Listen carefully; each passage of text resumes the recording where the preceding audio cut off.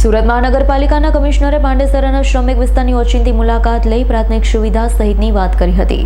સુરત મનપાના નવા કમિશનર એમ નાગરાજ કાર્યભાર સંભાળતાની સાથે જ એક્શન મોડમાં જોવા મળ્યા હતા. વહેલી સવારે કમિશનરે પાંડેસરા શ્રમિક વિસ્તારની આકસ્મિક મુલાકાત લીધી.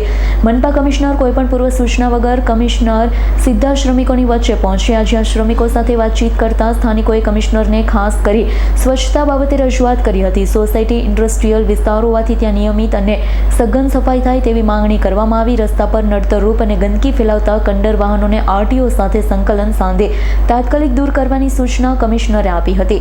કમિશનર એમ નાગરાજે લોકોની સમસ્યાઓ શાંતિથી સાંભળી તેનું વહેલી તકે નિવારણ લાવવા આશ્વાસન આપ્યું.